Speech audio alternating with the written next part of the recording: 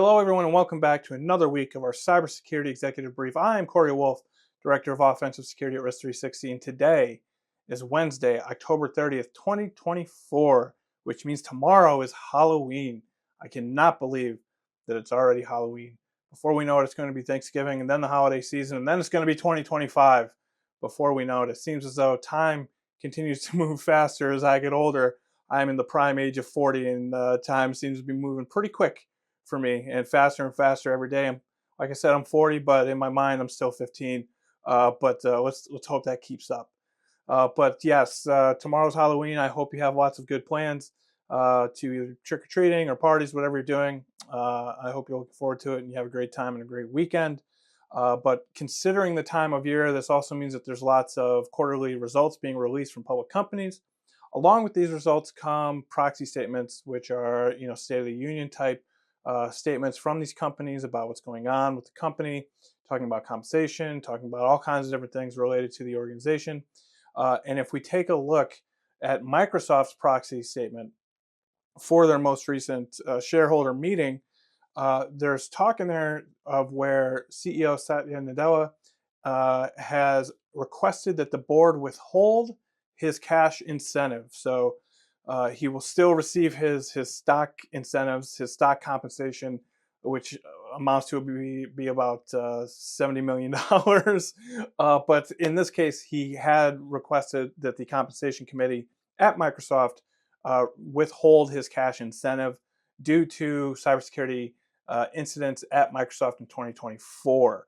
They have had a pretty tough year. In January of 2024, Russian threat actors had full access. We did a YouTube video on this. We actually did a lab on this back in March.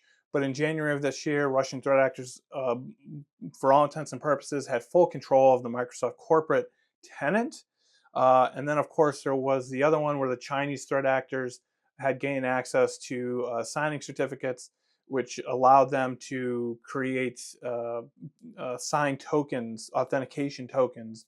I believe it's for Azure ID. That's pretty bad. Two major security incidents, and those are just the big ones. There's been lots of other ones here and there, little small ones, right? But those are pretty serious incidents. And so Mr. Nadella here has asked the compensation committee to withhold his cash incentive. And this is basically him acknowledging the cybersecurity failures at the company. He asked them to withhold that cash incentive.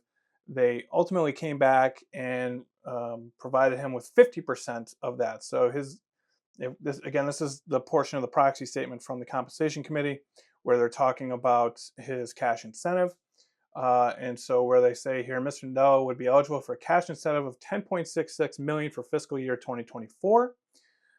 They say some stuff about how he's doing a good job. They believe in him, etc. And then ultimately they come down and they say the board approved a fiscal year 2024 cash incentive of $5.2 million, which represents a more than 50% reduction compared to what he would have been awarded.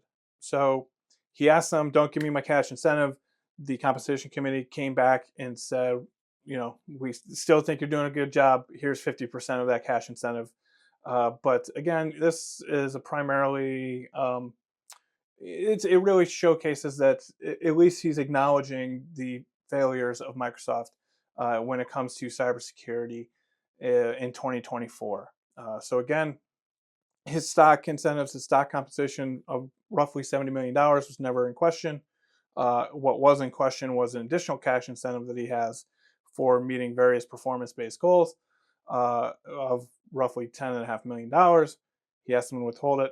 They were nice enough to give him half. That's nice of them. So that's something that's been kind of going around. Wanted to talk through that just a little bit. Microsoft's revenue, I forget the exact number, up. It's up, right? There's an increase in revenue compared to 2023. Their stock is doing very well. And, and if you were to look at Mr. Nadella's tenure as CEO, he has really transformed that company and done, a pretty good job, right? So I'm no CEO, but from the outside looking in, he really has taken Microsoft, and if you just look at the numbers, revenue has just grown every year, and not just a little bit. So clearly he's doing something right, and so the board wants to reward him in that way. So he's going to keep 50% of his cash incentive. Something popping up in the news again is Change Healthcare, which is a subsidiary of UnitedHealth. Uh, we knew this, so if you're not aware, in February, Change Healthcare had a major security incident to where they had a ransomware attack, which took down the entirety of their network. So Change Healthcare processes healthcare payments. So you go to pay the doctor. Change Healthcare is the one that processes that through your insurance and all the other, kind of medical billing stuff that needs to happen. And so Change Healthcare had a significant security incident. It all started with a Citrix host that was facing the greater internet, which did not have MFA enabled on it. And these threat actors were able to use credentials that they found through breach data, log into this host on United's infrastructure, and log into that Citrix host as that user. They didn't force password reset. Uh, maybe they didn't even know that that data was in breach data. Who knows, right? But threat actors were able to use breach credentials to gain access. MFA was not on the Citrix host, and so of course the threat actors had full reign. Complete and utter failure of cybersecurity, quite frankly, and led to a huge ransomware incident.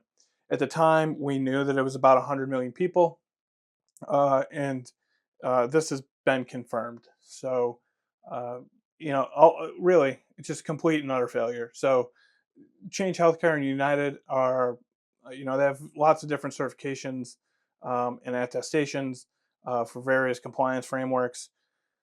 But if they had just done, I don't know, like a real red team assessment against themselves, this is something that a red team assessment would have picked up in 2 seconds, right? I actually cover Change Healthcare in this incident as a prime example of why you should do red team exercises. I have a whole video on that. I'll share the link in the description.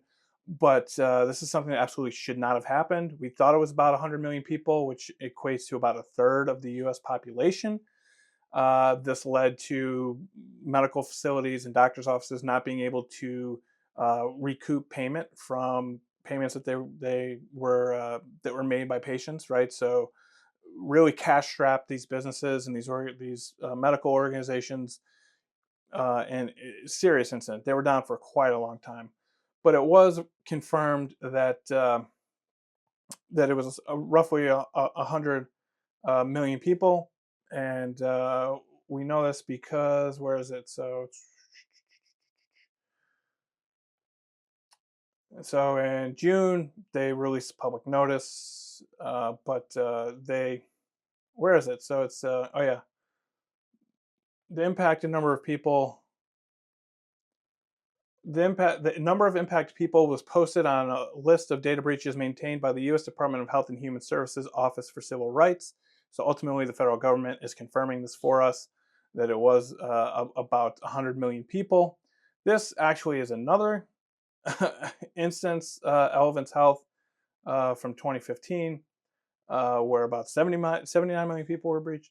But I'm not sure why this is being talked about again. I guess because a legitimate number was posted on the Department of Health and Human Services website, so maybe that's why it's being talked about again. But they have equated it to roughly a business disruption impact of $705 million.